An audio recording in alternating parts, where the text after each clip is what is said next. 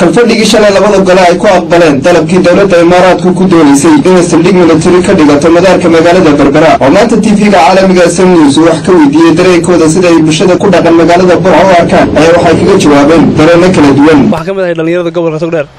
arrinkii shalay ka dhacay baarlamaanka waxaan u arkaa arrin aad u foolxun buu ahaa in baarlamaanka la masharaxababiyo ma ahayn oo awood loo adeegsado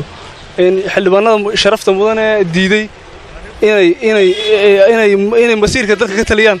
in sida loola dhaqmo ma ahayn arrinka waxaan u arkaa inay xukuumaddu dib ugu noqoto dib uga fiirsato waxaana dhalisanahay 100% in dhulka la iibiyo dawladdu leedahay. su'aashaas waxay tahay aan de su'aal wax weey waa arrin lagu degdegay oo aan laga fiirsan beeltaniga karayga ka hadlo sida darteed waxaan ku talin lahaa xukuumadda Maxamed Salaahi arrinta inay dib ugu fiirsato. haddaan ka dhiibto rayigayga saldhigga leeyri waxa la siiyay Imaaraadka warta saldhiggan Imaaraadka la siiyay horta maxay u dhaafsanaaba beeshtan ma aqoonsi baan u dhaafsanaynay maxay u dhaafsanaa caalamku wayna ma aqoonsanaan waxaan oran lahaa halka arrinta waxa ku yar jirta degdeg in xukuumadda iyo baarlamaankuna ka fiirsadaan. waxaan halkan ka hambaleynayaa oo si mug iyo miisaan la u hambaleynayaa maalintii shalayto oo ahayd maalin weyn oo taariikhda Somaliland gelaysa baal dahabana kale labada gole ee guurtiga iyo baarlamaanka codkii aqlabiyadda ahaa ee ay ku ansixiyeen saldhigga military. bismillaahir rahmaanir rahiim magacaygu waa Liibaan Axmed Bile waxaan ka tirsanahay dadweynaha degan magaalada Burco haddaan ka hadlo arrinkii shalay baarlamaanku uu ka baarandegay ama uu ka hadlayay waxaan leeyahay waan ku taageersanahay baarlamaanka arrinkaas waxaan ku taageersanahay in maalgashiga shirkadaha ama dalalka caalamiga ah waliba dalalka islaamka ayna dalkeena maalgashadaan aad baan ku taageersanahay. ayuu si balaadhin qarannimada Somaliland ayuu maxay heeday kala kac weyn ku keeni doonaa. waxa weeye Somaliland waxay ku nooleed xishmad iyo kala dambeyn iyo xishood iyo ixtiraam bay ku nooleed. bob iyo maxay heeday qasab iyo maxay heeday amar kaliya ridayo kuma inaaleen guud ahaan baa uu dalku maanta u marayo waxyaabo tiro badan taasoo ay ka mid tahay inuu dalku horumar ku tilaabsaday inuu ictiraaf raadinayo inay meel kasta oo dalkan jamhuuriyadda Soomaaliland la maalgelinayo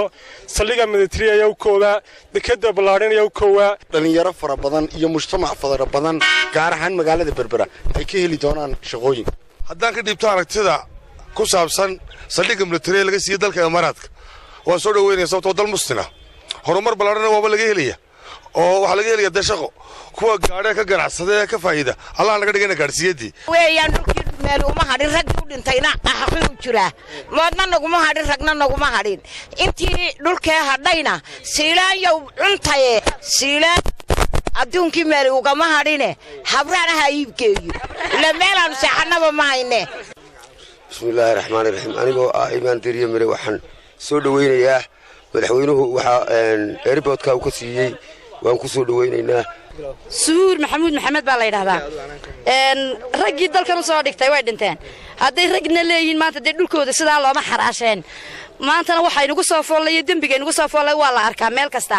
waxaan la saxeexayna halka laga soo saxeexay laga inooga timi waa la oogay inay xamarka laga soo saxeexay dawlad ay soo saxeexatay dawladna baniina daynu qaranahay de qaran baa laynoo arki lahaa inaga layna weydiisan lahaa laakiin halkay ka timi waa la oogyahay saxeexa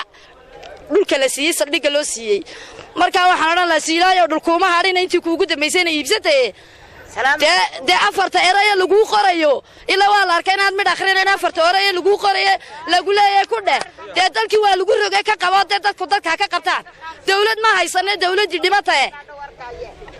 isku soo wada duba maalintii shalay ay ahayd markii kalfadhigii labada gole ay cod gacantaaga ku aqbaleen heshiiskaasi inay dowladda Imaaraadku saldhig militari ka dhisato magaalada Berbera xarunta gobolka Saaxil waa Yalla Xasan Salebaan ayaa la BM TV-ga caalamiga SM News TV.